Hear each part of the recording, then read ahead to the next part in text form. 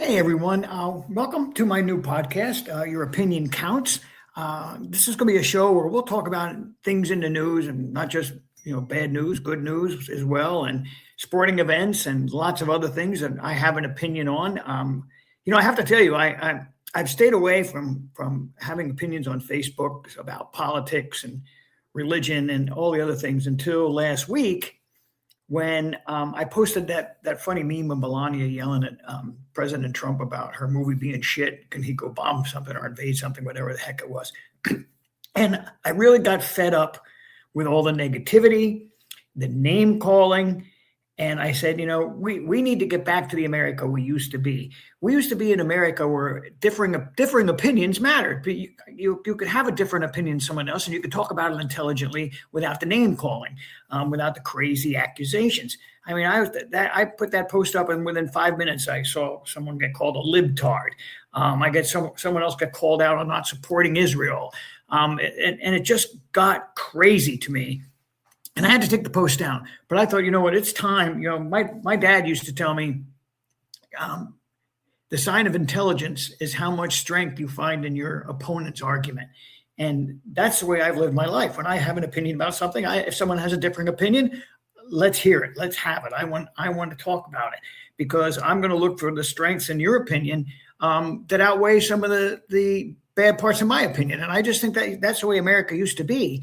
And over the last few years, we've gotten away from that. We've just got in. Someone has an opinion. Next thing you know, they're a rotten Republican or what's the word they use for the deranged Trumpers or whatever, and libtards. I mean, I'm just so tired of hearing that.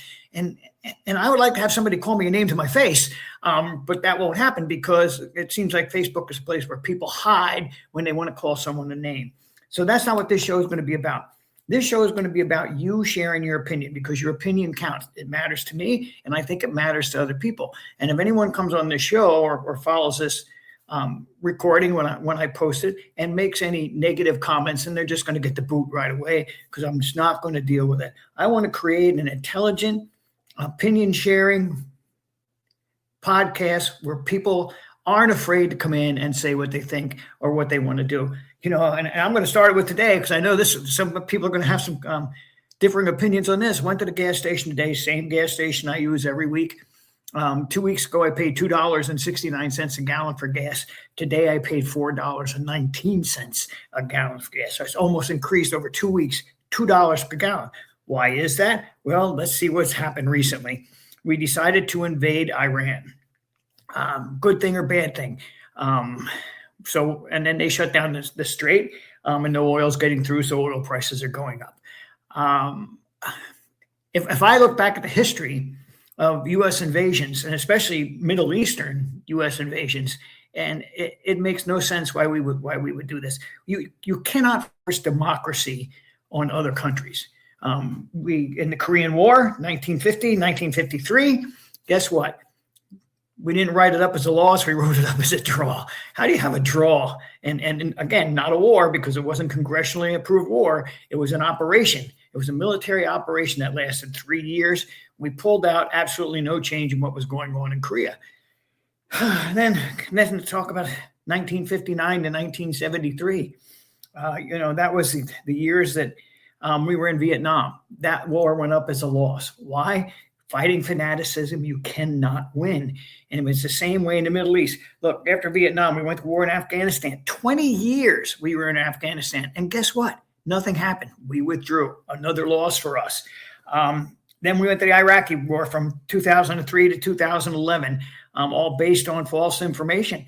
And again, we lost. And now we're back in Iran again, and we think we're going to win a war in there. I'm sorry to say, but this administration is obviously not an administration of history. You cannot beat fanaticism. It just does not happen. Look, we had in 1979, I think it was, when the American embassy in Iran was taken hostage. I think they let some people go early, but 50 people or more were hostages for 2 years. And over that 2-year period, then President Carter, who was a great negotiator, could not get the hostages released. He tried one rescue operation that did not went horribly bad. But here's the interesting fact. 1981, Ronald Reagan went into office. And what's the first thing that happened? The day Jimmy Carter stepped out of office, President Reagan stepped into office, they released the hostages. Why? Because they didn't believe Ronald Reagan was a negotiator. They believed that Ronald Reagan was just going to come in and do something.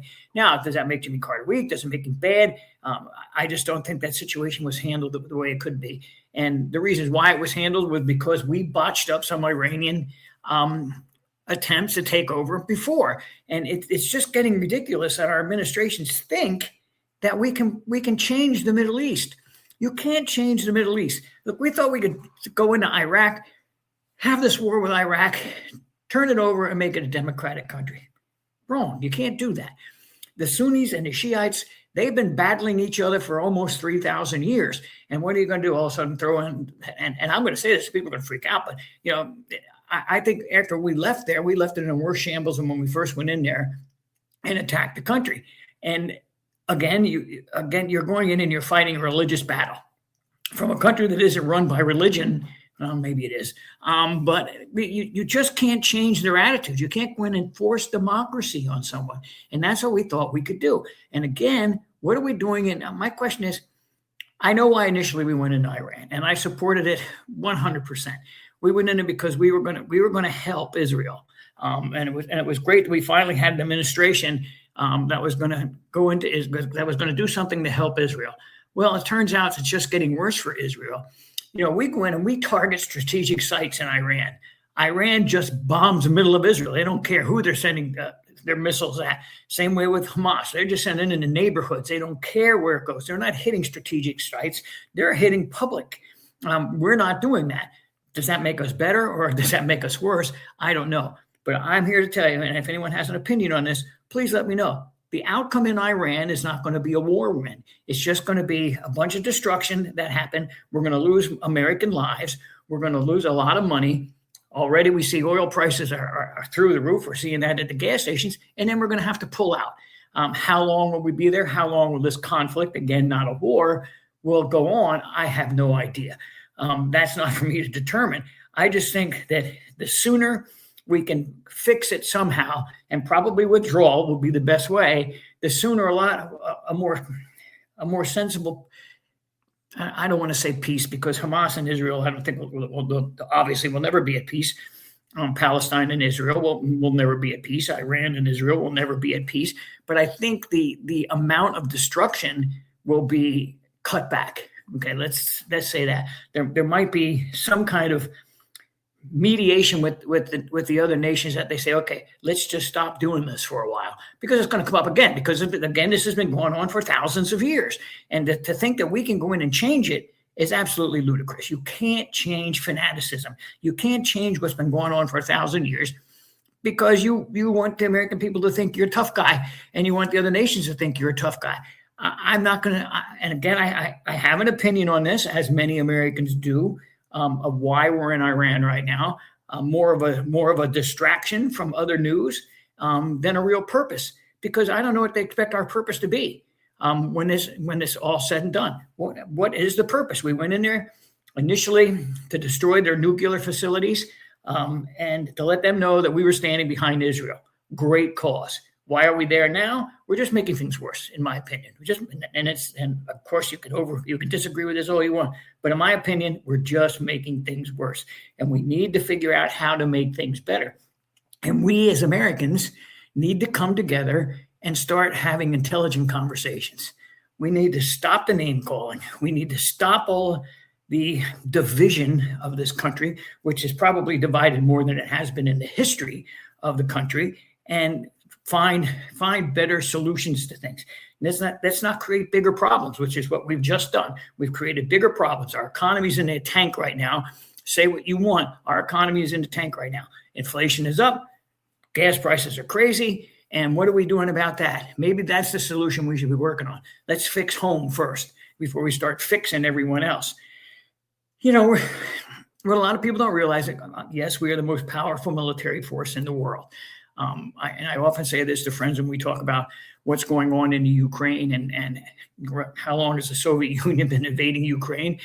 Something, had we invaded Ukraine, probably would have lasted a couple of weeks, not a couple of years. And that's because of our military might and the strength and the technology that we possess today. We're showing that in Iran. We're showing everybody how tough we are. But is that doing us any good? And is that doing the Middle East any good? That's a question I ask. Who is benefiting from this operation in Iran? I don't know if anyone's benefiting. We certainly aren't benefiting as American citizens.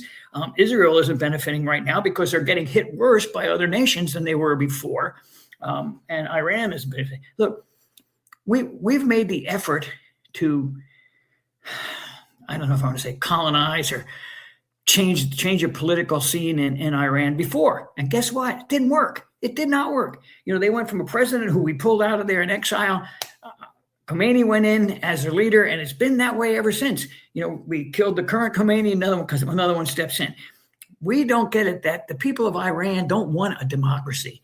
They don't want us in there running their country. They don't care what we're doing over here. And I think in the long run, we should just say, you know what? Let them live their own lives. Let's just get out of there. Let them live their own lives, and let's fix what's wrong at home. Maybe we stay in support of Israel. We find a way to support Israel, because I'm a big believer we need to support Israel. But we need to do it in a smarter way than what we're doing right now. That really isn't doing any good for Israel, and it certainly isn't doing any good for the United States. And it's the outcome that I think that this administration is hoping for is not going to happen. There's not going to be a sit down and have a peace talk. And that's not the way Iran operates. And I laugh when I hear this administration say, yeah, we're going to sit down. I've talked to I talked to leaders of that country, and we're close to a peace settlement. There's not going to be a peace settlement.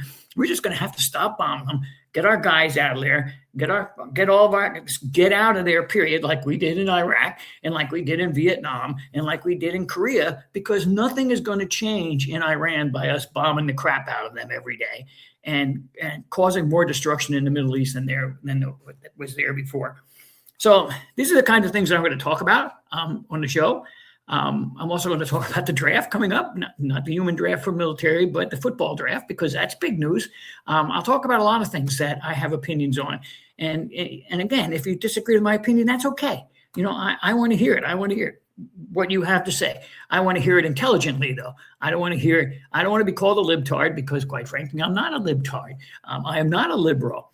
And I don't want to be called an anti-Trumper, because quite frankly, I'm not a big fan of the administration, but I'm not a Republican either.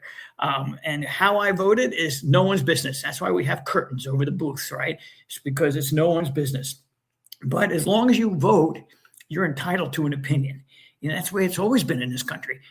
Whether you were Democrat, Republican, independent, conservative, moderate, liberal, it didn't matter. As long as you voted, you had a right to have an opinion. And you shouldn't expect to have that opinion attacked by name calling, slandering, and all the things that I see going on in this country today, and especially in social media platforms. What you need to do, if I disagree with your opinion, I'm going to say, hey, this is my side of what I'm seeing here, which is what I'm talking about today. And you want to come on here and say, this is your side, saying what you want. But trust me, if you come on and call me a name, boop, out you go. And if you do that to anyone, boop, out you go. That's not what this show is going to be about. That's not what we're going to do here. And that's not how I'm going to let things happen. I want to bring us back. I want to try to, in my own little way, bring back intelligent conversation where people can sit down and talk and disagree and move on and gain some knowledge of the other people's opinion, rather than just slander the other people's opinion and not paying attention to what's going on. That's not the way we come. That's not the way we come to solutions in this world. We come to solutions by working things out, by looking for, a lot of times, compromise. It just doesn't seem like there's any compromise in this country anymore. And even back in Vietnam, we had all the varying opinions about the Vietnam War. I was in the Navy during the time, and so I had my opinion about what was going on there. Obviously, protecting our country was what we thought we were doing. And then back home, you had the protesters who thought this again, occupation, and I'll say, because I won't say a war, because again, it wasn't a congressionally, we haven't had a congressionally approved war since Franklin Delano Roosevelt in World War II. But the protesters had a right. They had an opinion. And guess what? They got us to pull out of that situation and stop the loss of life. And I think that's very, very important, that the administration actually said, you know what? We made a mistake. We shouldn't be in there. And the people of America, of the United States of America, do not want us in there. So let's get out. Let's stop this loss of life. Let's stop the destruction that we're doing, because we're going to see no gain from it, because you can't change fanaticism. And unfortunately, you just can't change it. You can't force democracy on people. You can't force people to think your way if they're thinking another way. So what do you have to do? You look and you talk about things intelligently. You sit down at the table, you work out something that works for both sides, and you move forward. That's going to be the purpose of the show. I'm probably going to get some nasty feedback when this gets published to begin with, but I'm hoping that it will be intelligent feedback, because that's what I'm looking for. I'm going to enjoy doing this. I'm going to do it frequently. So you'll get to see my ugly mug quite a bit. This is my post-run look today that you're seeing.